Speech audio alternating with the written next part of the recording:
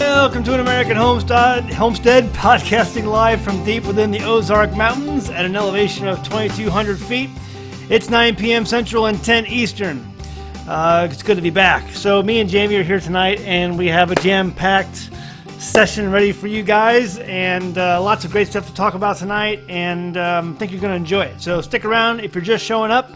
Got all kinds of stuff to talk about tonight. So just a quick shout out.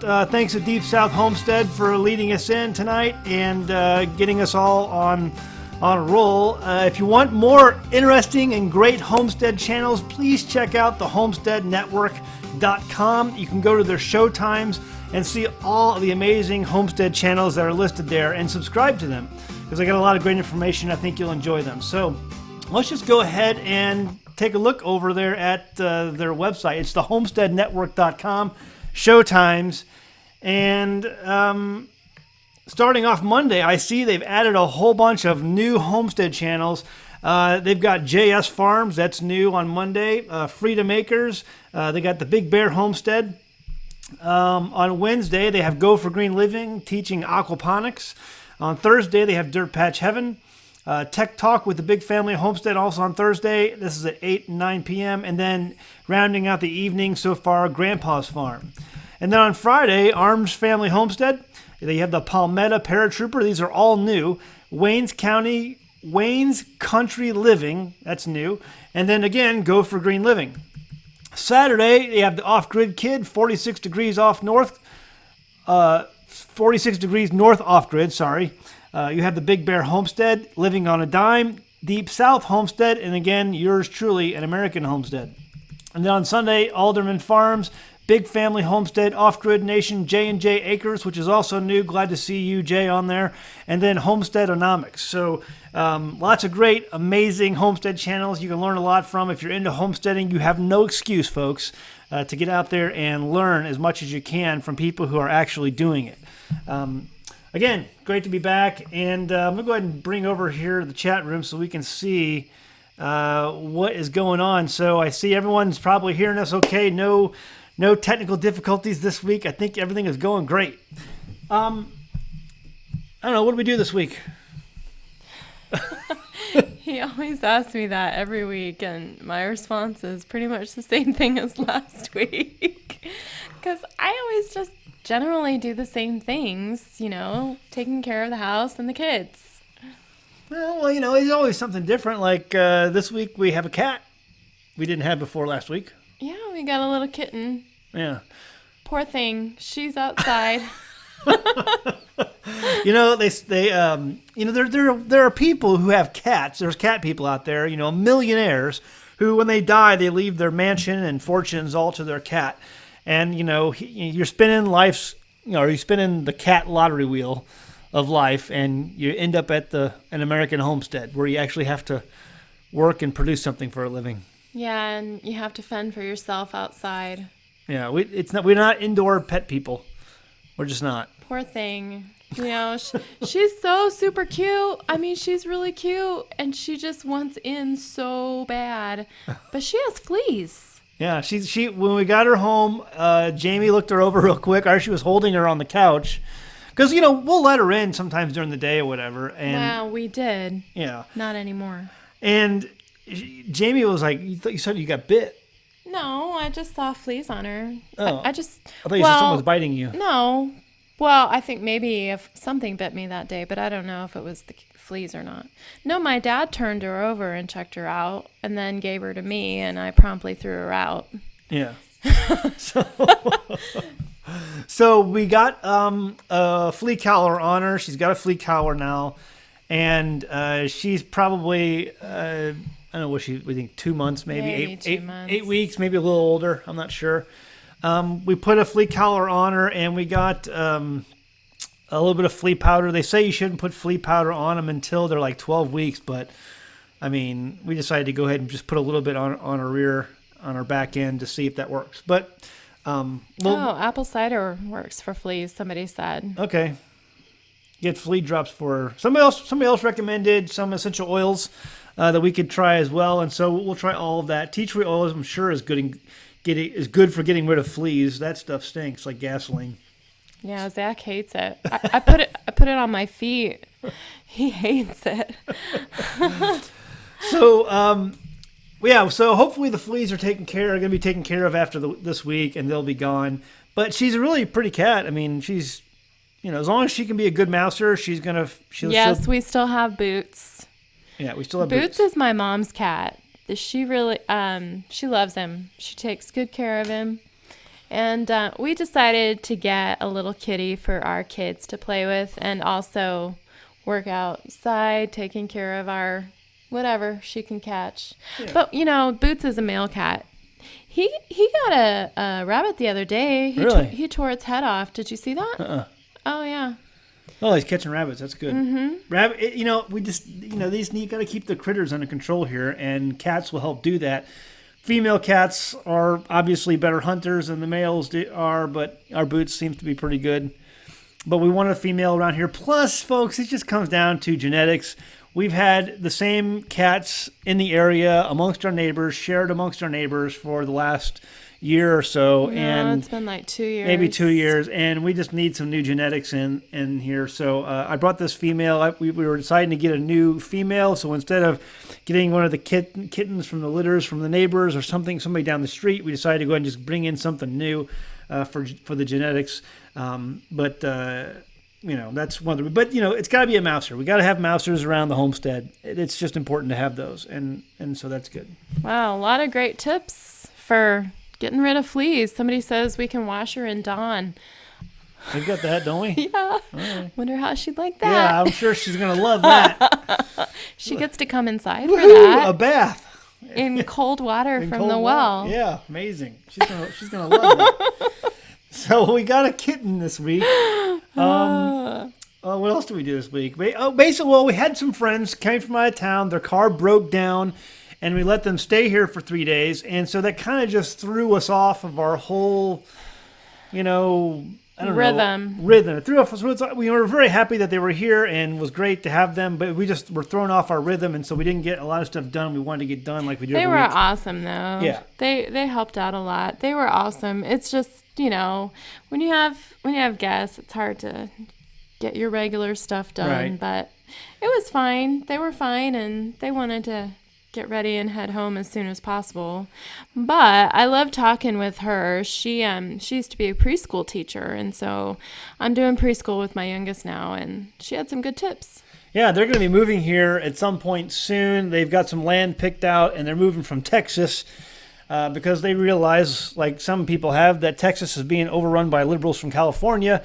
Houston and Austin are lost causes. You better get out now while you still can and set out for greener pastures. So they're doing that. They're getting ready to move here and looking at some land, and that's why they were in town. But their diesel, very nice truck, one of the sensors blew out, and they had to get that replaced.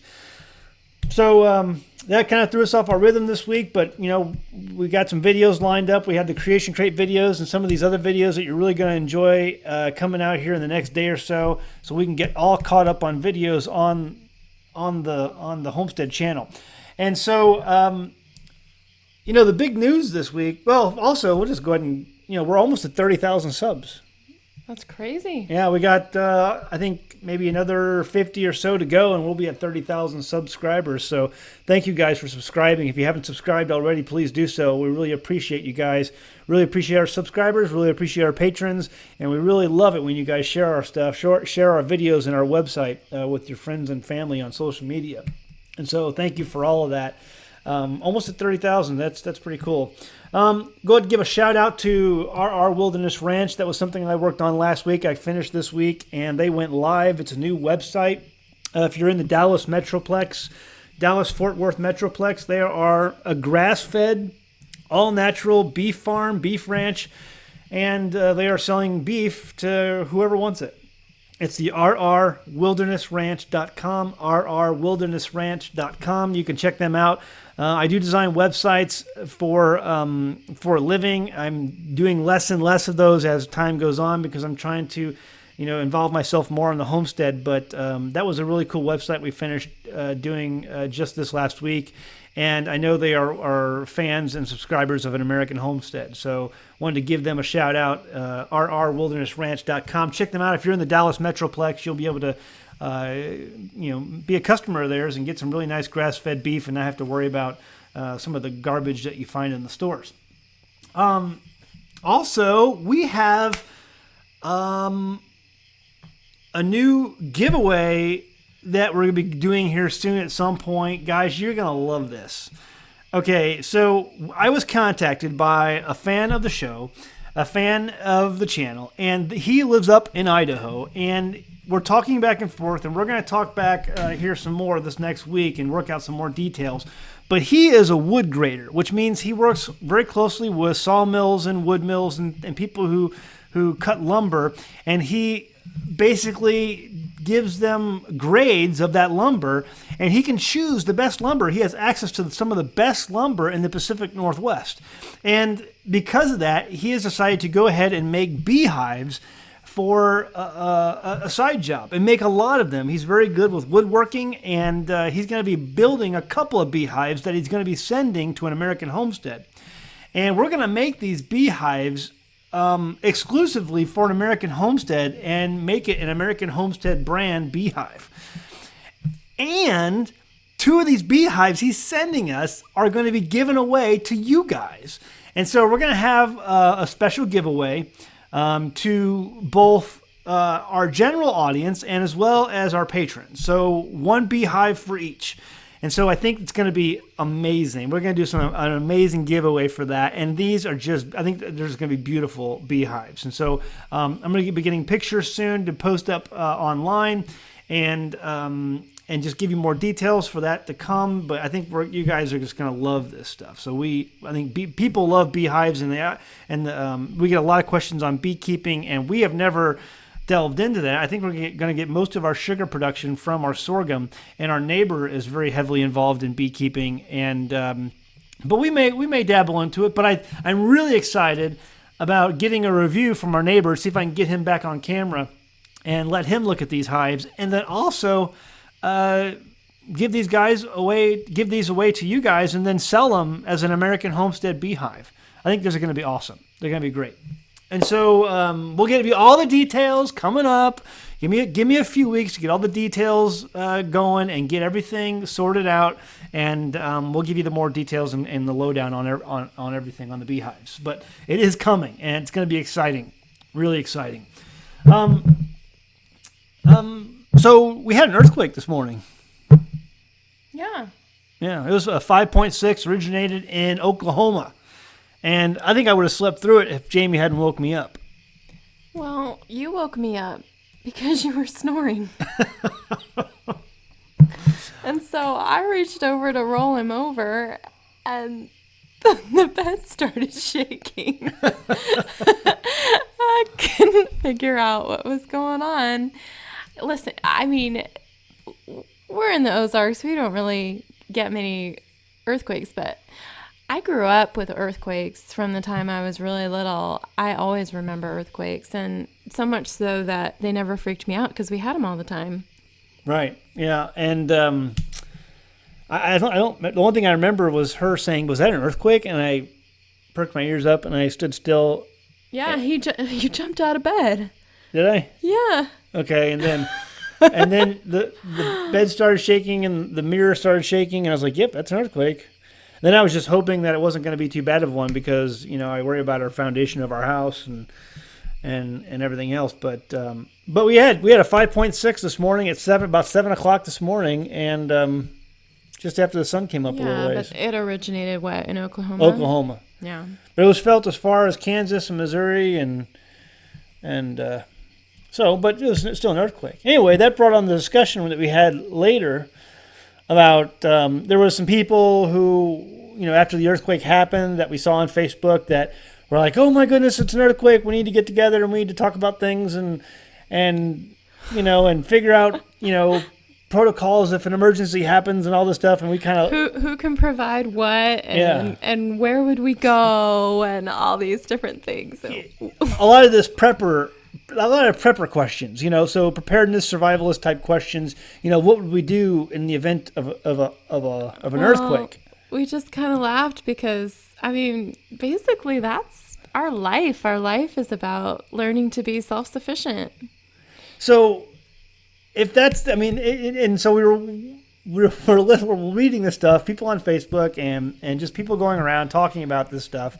And we have said before on our videos that we believe homesteading is the best preparedness practice. We believe that homesteading takes preparedness to the next level. Right. Like, you're not just storing food and supplies, you're actually learning to provide for yourself. Right. It's like the best prep you can have in your arsenal. You know, for something that goes wrong, whatever, this is the best prep you can have. Homesteading. And we've written articles about this. We've done videos on this. We're going to do more on it. Someone says panic is the worst. Is the worst prep? It's the worst prep. Yeah. Well, there were people panicking, you know, and it was after the fact. I mean, it was over. But they were like, well, what do we do if it gets worse? Or what if we have a bigger one? You know, we need to talk about this. We need to talk about... And it was just, you know, some people have in the past don't know why we go through all of the trouble to can our food and to preserve our harvest and do all these things. Because, folks, it's a lot of work. And some people see all the work we do and they have priorities in other places. And their priorities are not harvesting food. Their priorities are not putting up things in the pantry so you have food for the winter. And I just have to scratch my head and ask why. I mean, this is important. And this is, I mean, if let's just say, for instance, an 8.2 hit this morning and not a 5.6, you know, the chances are our houses would be pretty much would be in bad shape. You know, roads and bridges would be out. Power would be gone, obviously, for the year. We don't have power. We have solar. But internet would be gone. And we'd be living off the things we've stored and the things we have yet to harvest for the homestead. But because we've learned so many ways to preserve meat, preserve food, and we have stocked up a lot of food. And we know how to grow our own food. I think we'd be all right. We'd survive. But there's some people out there just have not done that. So later on this morning, we were reading a story from Aesop's Fables. Well, here's the thing. Like, we hear a lot of people saying, oh, well, let's talk about how, or let's see what we could do, or give me suggestions, or, you know, and it's always, and I hear this over and over and over, and I'm just going to be completely honest with you. I get really tired of hearing people say, oh, well, I could never do what you do because blank. I could never do what you do because of whatever excuse they give. But to me, it's always talking. They're just talking, you know, and it's always, and so we were thinking about this and we thought, okay, we've heard this a lot. Yep. And then I remember I was reading one of the Aesop's Fables to my boys just yesterday. And this exact thing came up, and I thought it was really cool. And so we wanted to read it to you guys and then talk about it. Yeah. Yeah? Well, yeah, let's go ahead and do it. I think you guys are going to really like this. And it goes back to all the people who say, I just can't do this, or I just can't do that, for whatever reason they give. This is called Belling the Cat. Belling the Cat. It's very short. It's not very long. You guys are going to love this. Stay with us. Go ahead. It really does have a homesteading point. Absolutely. Now, I love classic children's literature. I think that every parent should read to your kids. Anyway, so I'm going to read to you. Okay, this is called Belling the Cat. Something had to be done. The farm cat, with his sharp eyes and his sharp claws, had killed off so many mice that those who were left held a crisis meeting to see what, if anything, could be done to stop him. They were all very upset, of course. "Kill him!" they cried. "Squash him! Pull out his claws!" Finally, the chief mouse, who was the oldest mouse too, had had enough. He called the meeting to order. "Fellow mice, let us be sensible. We can't kill him or squash him or pull out his claws," he said. "He's too strong, too big, and too cunning. Wherever we go, he's always waiting to pounce. That's our problem. Now, if we knew where he was, then he couldn't creep up on us like he does and surprise us." But try as they did, none of the mice could come up with a plan that would really work, until one bright young mouse had a great idea. "Why don't we," he began, "why don't we wait till the cat's fast asleep? Then we could sneak up on him and tie a bell around his neck. That way we'll always hear him coming, and we can run off before he catches us. Am I brilliant or what?" "Yes," they all cried, "brilliant! That mouse is a genius! Let's do it! Let's do it!" When they had all calmed down a little, the chief mouse said, "That's a fine plan, but there's just one thing that worries me. Which of you will put the bell around the cat's neck?" At this there was a long silence as everyone looked at everyone else. "Pity," said the chief mouse. "We'll have to think again, won't we?" Now this is the moral of the story. Saying something should be done is one thing. Doing it is often altogether more difficult. So you can see how this has a homestead application. When you're constantly getting questions of, what should I do? What advice can you give me? And then you tell them and they reply with, "Oh, that's just really too hard. I just don't know if I can do that."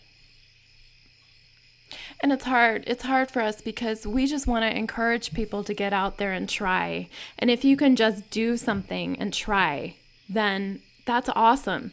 Like you've made the first step in helping yourself along the road to learning something that will help you in the future. No, I mean, and so I hope you can sense the frustration when we see people who tell us, or they come to us and they tell us they can't do the things we do. It's just too hard to do. I could never do that. I have too many other priorities in life. And then something terrible happens, or at least the potential of something terrible is staring you right in the face, be it an earthquake at 7 a.m. this morning.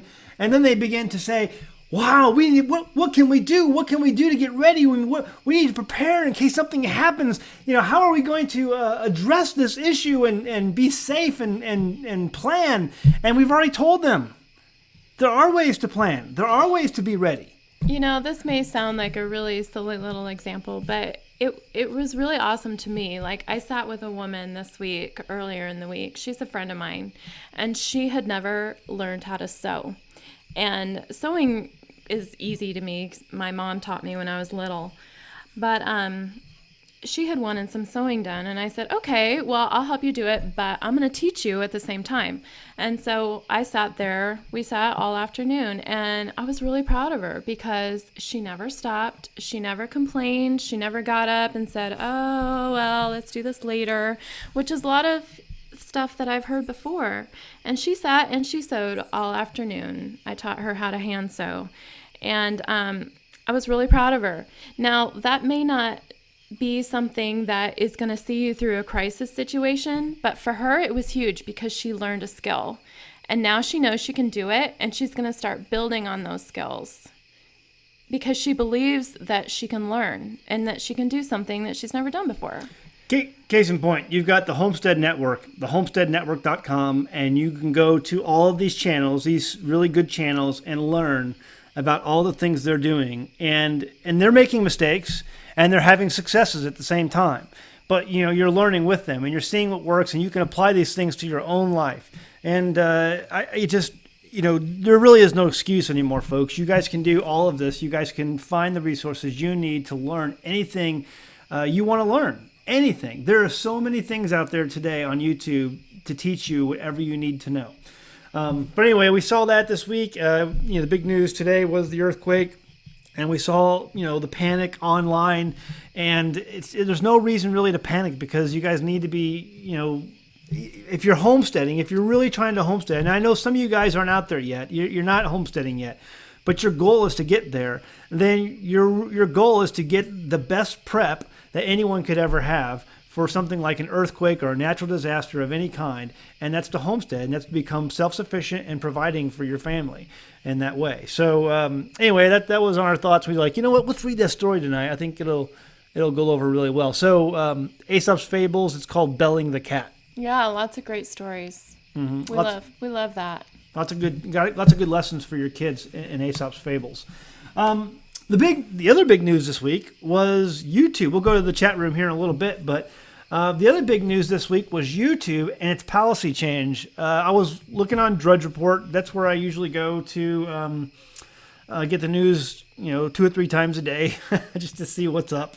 And, if there's nothing really on there, then I don't pay attention. But I go to other places too. But usually I check Drudge. And I saw on Drudge, and I saw that there was a supposed policy change on YouTube.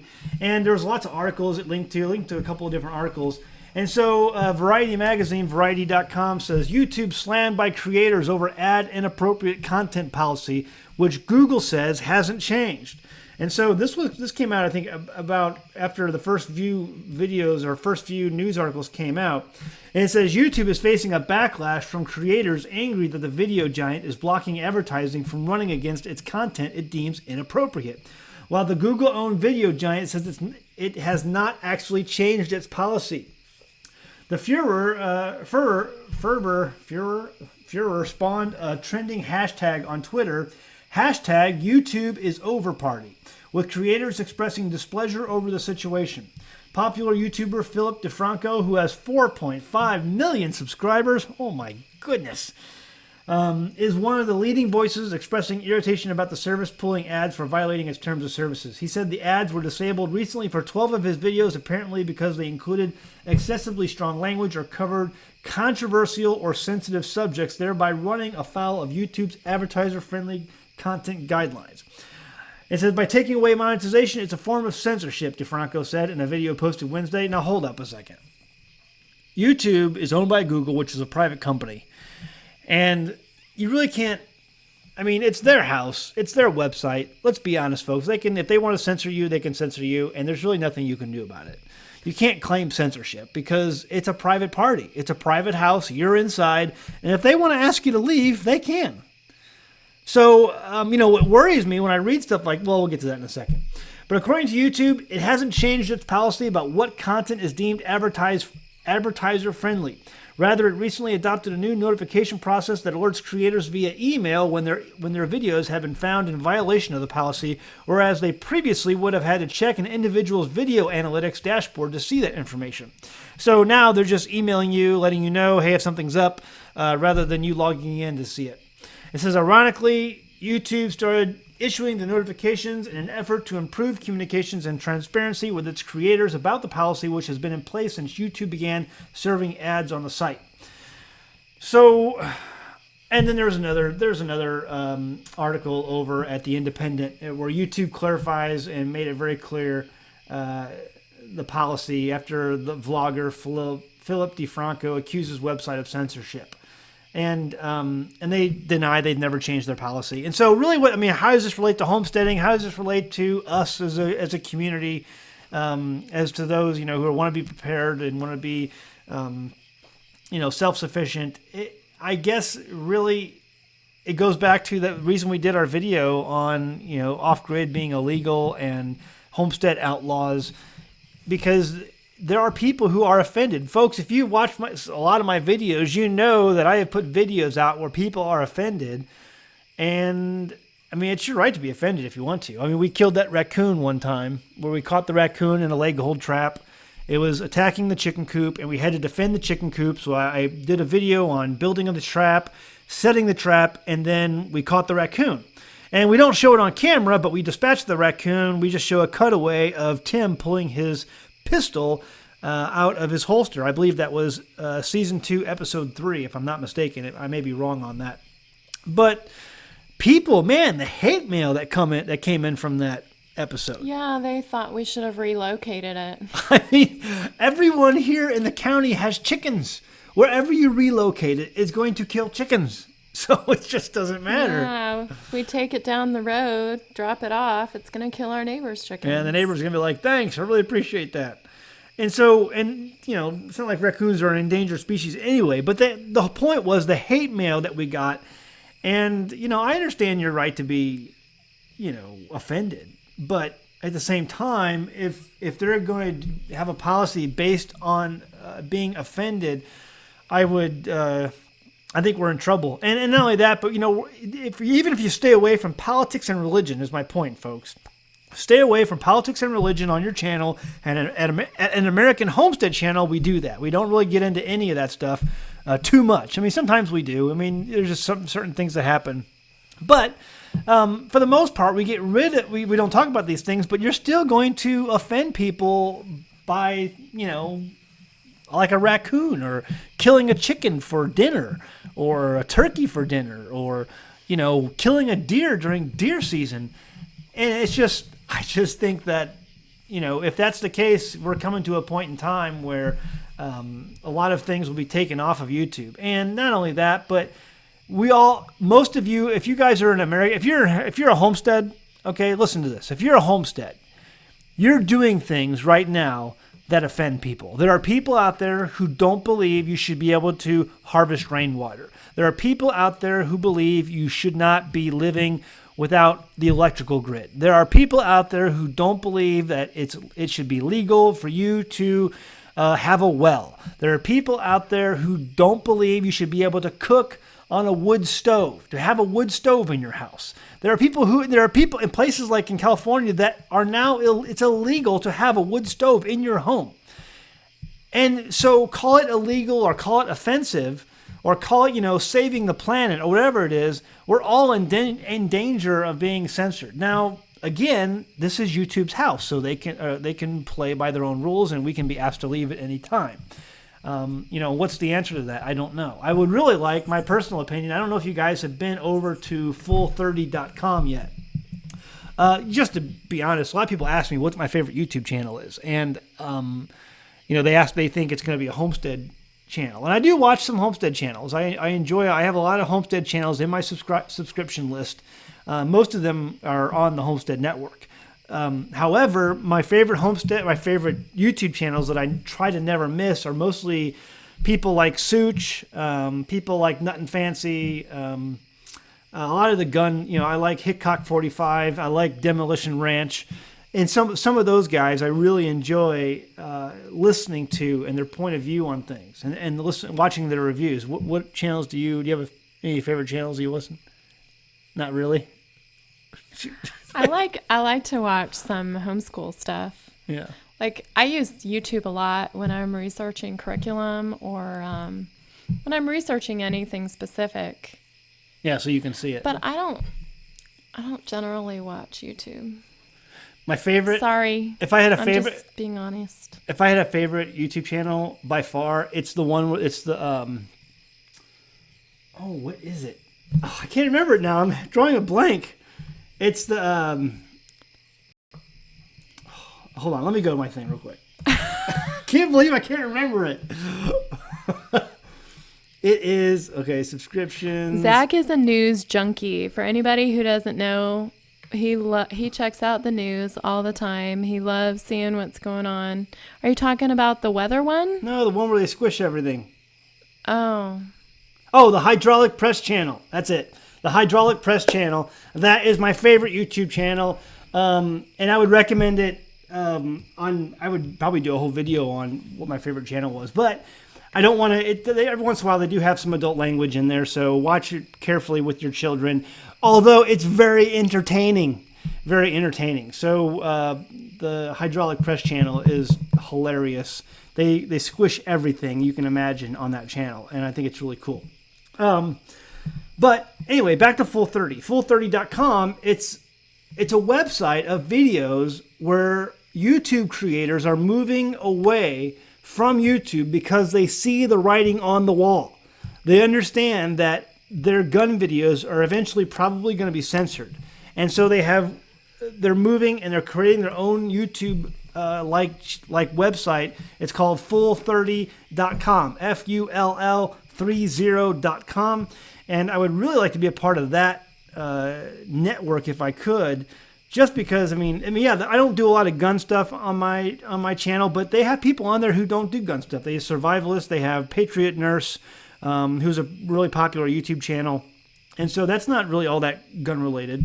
So anyway, maybe the Homestead Network needs to come up with its own YouTube, network where we do host our own videos and that people can come to and watch, because maybe the writing's on the wall for us too. I don't know. Maybe that needs to be answered by somebody else smarter than me. But I see articles like this that came out this week on Drudge and so many other places, and I have to ask the question: how long is it before us homestead outlaws are regulated off of YouTube? Because there are so many things that we do that are offensive to so many in the American public today.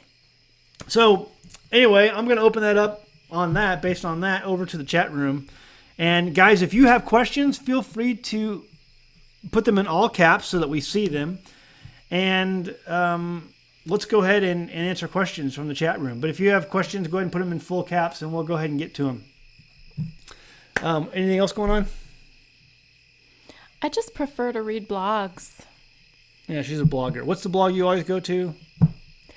I love decorating blogs. What's the one you always go to? I homestead, but I really love decorating blogs. Those are like in my downtime. The Inspired Room is my favorite. And then I love Emily Henderson. I go to her blog a lot. Sorry, just had to put a plug in for my decorating people. Living Ready 69 says, if UN has internet control, who knows what restrictions will be. And that's kind of true. But we talked about that a couple weeks ago. You know, what the restrictions would be if the UN takes control of the internet. And so, I mean, that's important for us, I think, because there's a lot of things, like I said, that people don't like that we have content-wise on our websites and videos. So I don't know. I don't know what the future of that's going to be. But the homesteadnetwork.com, maybe, there's a way that we can come up with our own.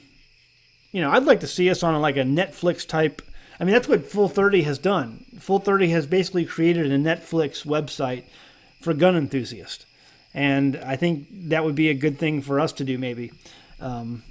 What is the hardest regular daily routine you have? Canadian Land wants to know. Oh, well, just in the summer, probably when we're harvesting and canning. But Zach gets out there when he's doing the sawmill, cutting trees down. That's a lot of hard work. Yeah, pulling trees out of the forest, that's hard work. We've gotten a lot done. I mean, we really have a step up compared to what we had even last year. Yeah. Probably the biggest thing for me is to be hauling water, but I have a pitcher pump in the kitchen now, so that has really taken a big load off. I have a lot of time for other things. Yeah. It says, do you make your own pectin? Oh, and by the way, if we don't get to your question, please keep posting it until we do. Do you make your own pectin? No. And I've been told there's a special kind of apple. What's it? The crab apple? Yeah. We are not growing apples yet at this point. So I'd have to buy the apples. And I'm not sure it's really cost productive. We don't even really eat a lot of jam. I kind of ration the jam, but I just bought pectin. I made, how many jam? I probably made about 100 jars of jam, but no. So long answer to say no. I don't make my own pectin yet. Yeah, maybe someday. I think we could put some. When I was a child, we lived in a house that in the backyard there were crab apple plants. They were more like shrubs, and I was told they were. I was always told they were crab apples, and they were just like kind of tall shrubs. And I love this person. I think some people are offended by homesteading because they are allergic to hard work. Yeah, some people are allergic to hard work. You know what I think it is, though? I totally think it's just that they can't understand. And they think that because we do it, that we are judging how they live. But they won't let us just leave us alone. They won't leave us alone. They think that because we have made a different choice, then we're automatically judging them for living differently than we want to. Whereas we don't even care. We just want them to leave us alone. Yeah. I mean, it just comes down to hard work. I mean, there's just times where you have to get out there and do it every day. And, I don't like sitting down and editing. I'd rather be out there doing stuff, but I gotta edit it. I gotta go out, and then there's times I gotta go out there and work in that garden and get it under control, and work on the grass, and just there's so many things you got to do to maintain what you've done, and that so it's hard work. You just gotta get out there and do it, and you gotta do it in heat, you gotta do it in rain, cold, whatever. You just gotta do it. Do chickens not eat ticks? Why are guineas needed in addition to chickens? No, chickens will sometimes eat ticks, but they don't do anything. They don't do near the damage that a guinea hen will do. A guinea hen one guinea hen, if given enough time, will wipe out an entire acre full of ticks and chiggers. So you want to go ahead and you want to get. I'd recommend, if you have a homestead and you don't have neighbors that live, right next door to you, go ahead and get 15 guineas. Buy 15 guineas listen, they're a disposable commodity. They will be taken down by predators at some point.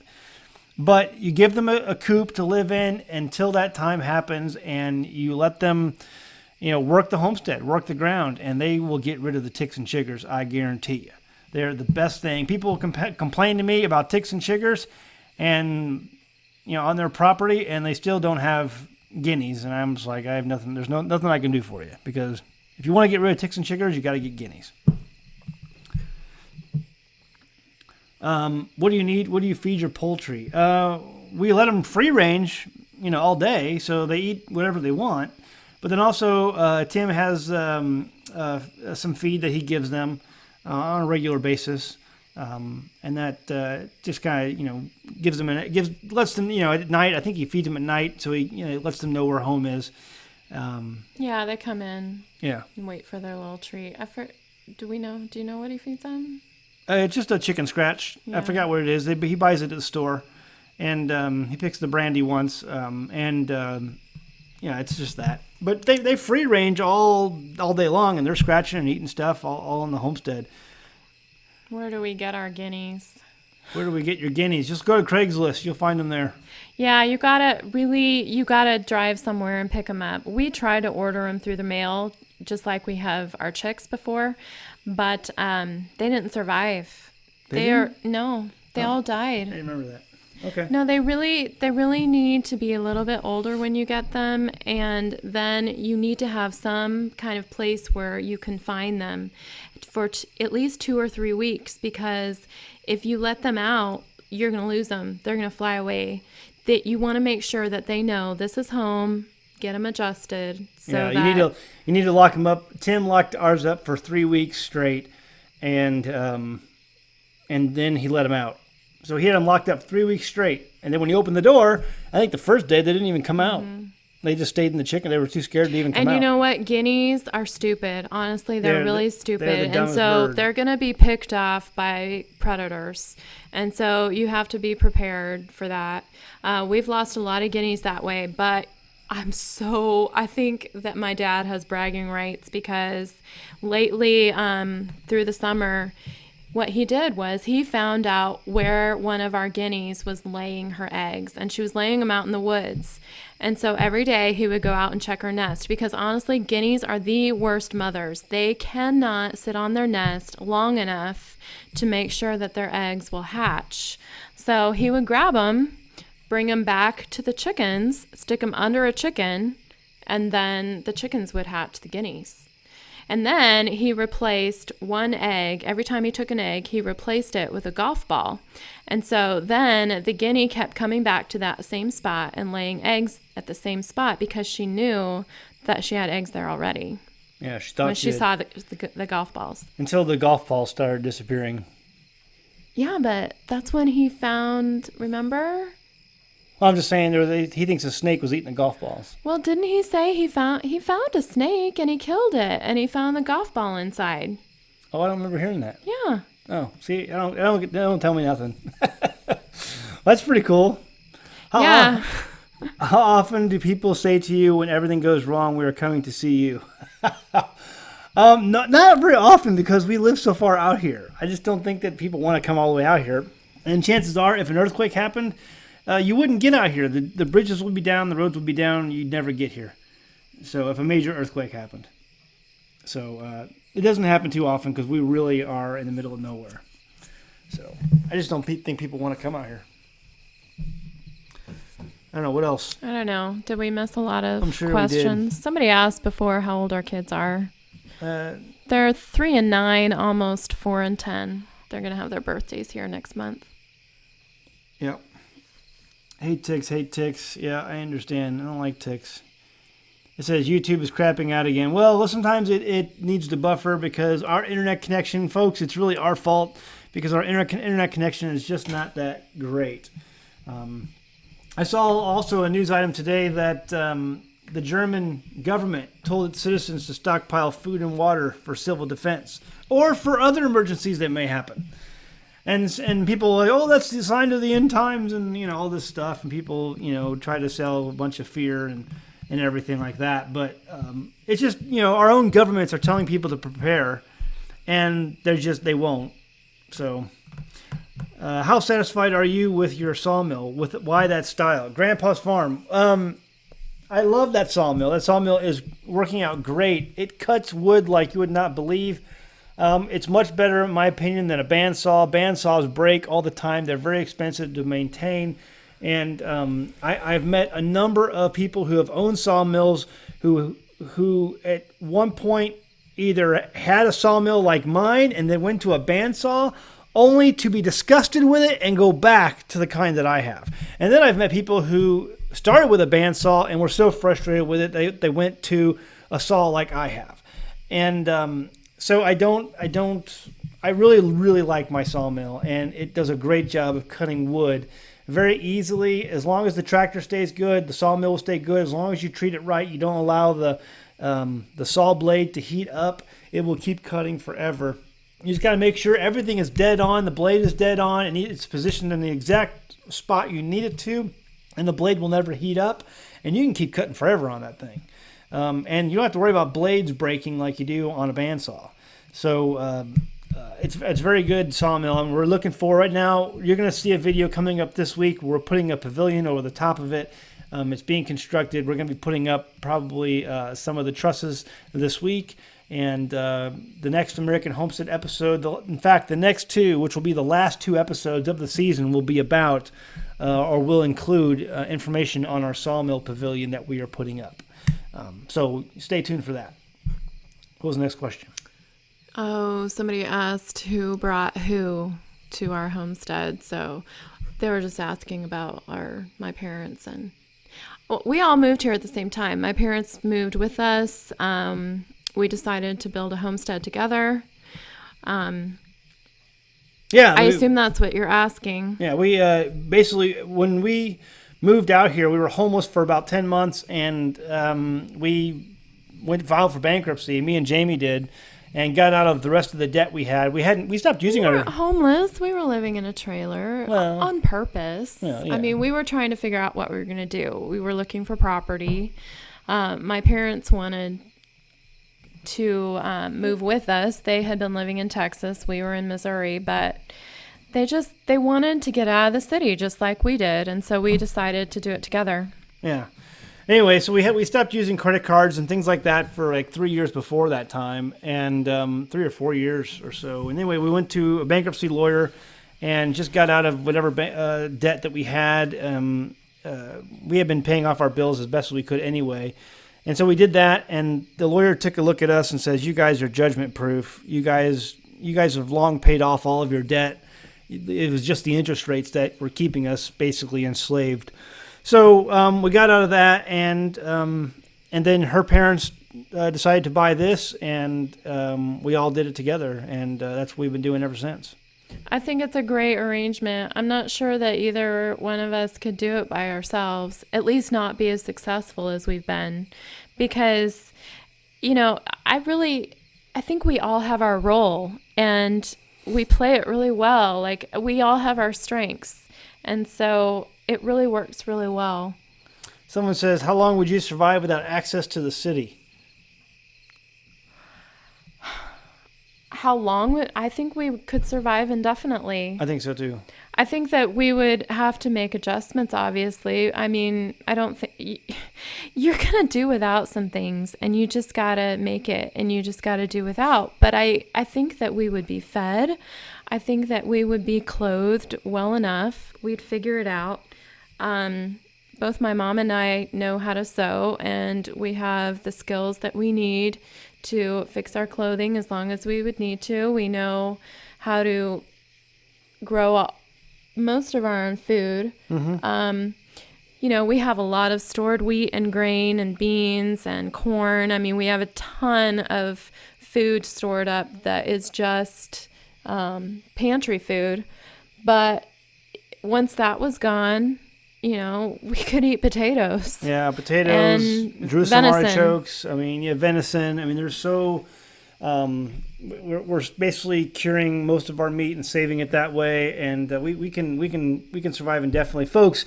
Eventually, you're going to lose your batteries, you're going to lose your generators, you're going to lose your vehicles. Things are we're not going to have solar anymore. Yeah. I mean, if it's a prolonged situation, the solar will be gone at some point. Yeah. Yeah, because things are going to break. Things are always going to break. And so when you break, you can't go back to the city to buy anything. For instance, our auger broke. We were putting in post in the ground this week, and we have a handheld auger. It's a motorized auger. And the gas line busted. And I had to order a new gas line on the internet. But what if I couldn't do that? You know what I was going to do? I was going to take some wiring, pull the wiring out of the sleeve of the wiring, and then use the sleeve of the wiring as the new gas line and run gas through it. I mean, it would work for a while, but eventually, things are going to break beyond your ability to repair it, and then you will be done. So you can't rely on that stuff. It'll help you for a time, but you got to be sustainable without that. And really, what it comes down to, in my opinion, is a positive attitude. As long as you have a positive attitude, you can make it. You will make it. You need to have a lot of canning jars stocked out. Let's see, how many acres do you have? We've got over 50. Why did y'all choose Arkansas? Because it's got a very good cost of living. There's lots of water down here. There's very little regulation and very little people. All right, not as in little people as in short, but as in few. Let's see. I am moving in with the Amish when things go down. I don't know if that's going to work. Do you have a mortgage on your homes? No, we are debt free except for my student loans. I don't have any debt. So We Tree Bonsai says, do we have a mortgage on our homes? No, we don't. No debt. No debt except for student loans. If anybody out there wants to pay off my student loans, I'll be forever in your debt. But I owe a lot. Let me just tell you. Let's see, what else? Well, somebody said a while back, what do we buy now at the store? I look at what we buy now at the store in terms of food. I look at it as luxury food. Yeah. Things that are special that we don't really need to survive. But, we like to have a few nice meals every once in a while that are not completely pantry food. I don't know. We buy cheese. We buy butter, especially. Zach loves tortilla chips. So that's one of his I like things. tortilla chips with my salsa that we make on the homestead from the garden. Somebody says, any homeschooling regulation issues in Arkansas? Folks, this is a really good question. Luke Horning, thank you so much for that question. Guys, if you go online right now, a lot of times you're going to find that Arkansas has what are rated as bad or low rated in regulations, meaning they have high regulations in Arkansas, and it's bad for homeschoolers. That's not the case. Just last year, they took away all of the mandatory testing for homeschoolers. Why? Because the homeschoolers were making the public school kids look like idiots. That's just it, basically. The public schools in Arkansas are rated really low from what we understand. Some of these kids are hardly literate. Hardly literate. It's crazy to me. Anyway, So there are a lot of homeschoolers in Arkansas, and it's really easy. I mean, I don't even track my hours or anything. The only thing you have to do is register your intent to homeschool. That's and it. You can get online, and it's once a year. You get online, you give them your address, your intent to homeschool. You have to list your own education level, and you also have to tell them what curriculum you're using to homeschool. And basically that's it. Now, I don't know why they need all that. It's almost like they are just trying it's almost like they're just trying to do something. Oh, we have to know about these kids, so we're just going to have them register. Yeah. And honestly, to me, I don't even care. It's one form to fill out a year. Yeah, so like I said, folks, it's really easy. If you go to different websites that rate the states on how their homeschooling works or the amount of regulation, it may appear to you that Arkansas has more regulation than they actually do because they've changed the rules on some of this, and it's very homeschool friendly. Very, very homeschool friendly. I mean, they really do try to scare you, though. They say if you don't fill out this form and you're homeschooling your kid and they find out about it, then you can go to jail for having a truant kid. Yeah. I mean, they try to scare you, but it's just a form. It's a form, and there's no teeth to that bite, folks. Again, like I said, they took away the mandatory testing because the mandatory testing was put in place by the public school lobbyist in Little Rock, in their capital, and they were so embarrassed by the results year after year after year that the public schools made their lobbyists go back to Little Rock and beg the legislators and the people in charge to remove that regulation for mandatory testing because they were so embarrassed because of the testing scores. Do either of you work off the Homestead? No. I build websites for a living sometimes, but I don't work off the Homestead. I'm on the Homestead every day. He does contract work. Yeah. So if we need a little bit extra income, he usually finds a client, and he doesn't like to take a lot of clients because it takes away from stuff he has to do around here. But, sometimes we just need a little bit of extra. We bought our truck with cash. Yeah. Because of a contract job he did. And we were really grateful to have that. Yeah. I write for Molly Green magazine, which is a homesteading Great homesteading magazine. That's the only job I have. Or I guess I should say that's the only paid job I have. Yeah. I know a lot of stay-at-home homeschool moms who get upset when people say they don't work. It doesn't really bother me. It's just, I know we work. Yeah. So that magazine's a great magazine. Check it out at mollygreen.com. It'd be really worth getting a subscription to that. I think you'll really be enjoyed by. And you have a new article you're submitting for this winter edition. So yeah, we're writing about our solar grid. Mm-hmm. Yeah, so if you're interested in solar and how that works, you might want to check out that article at mollygreen.com. Go ahead and subscribe and get that magazine. You'll have it in time for Jamie's article. The fall one is just about to come out. I don't have an article in that. Yeah. But the winter one you will. So what are good resources for finding land in Arkansas? Folks, the best way, I'm telling you, hear me, is to actually come to the place you have an idea that you want to live in and get your boots on the ground and talk to people, drive the roads, because there are signs up on properties that you'll never find on the internet or you'll never find by talking to a realtor. A lot of buy owner sales and things like that, you're never going to find unless you get on the ground and start talking to people and calling people on signs. Well, you had told someone recently that they should submit a one ad? In a local newspaper? What I've seen work before and what others have reported to me that works is if you find an area that you want to live in, find the local paper, like the local small town paper there, and then post an ad in the paper because so many people so many of these papers, these small town publications are super, super cheap to put an ad in.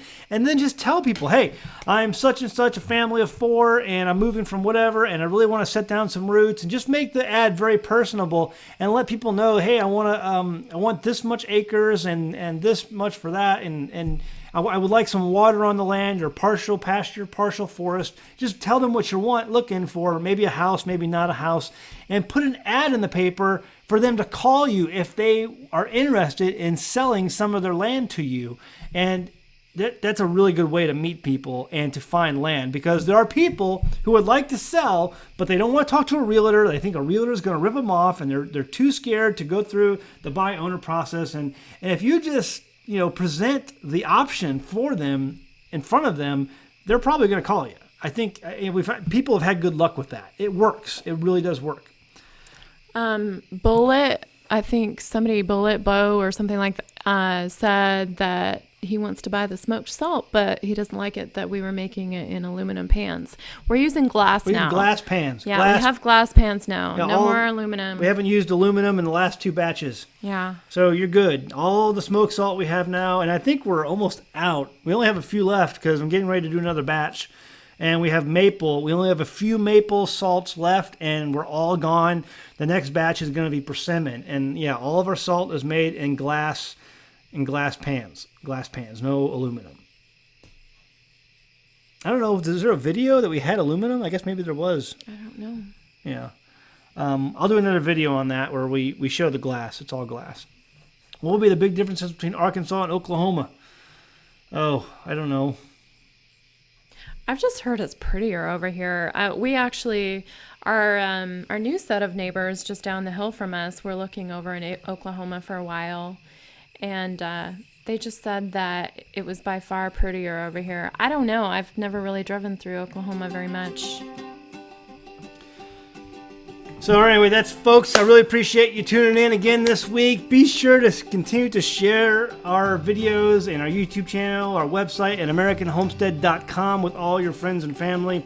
Lots of great questions out there. We'll be back next week to talk about some more stuff. Always stuff to talk about: gardening, preparedness, homesteading, all kinds of great stuff. So just tune back in again and continue to share our videos with your friends and family. We really appreciate that.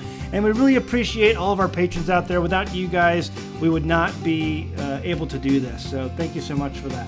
All right, guys, we'll see you next time on American Homestead.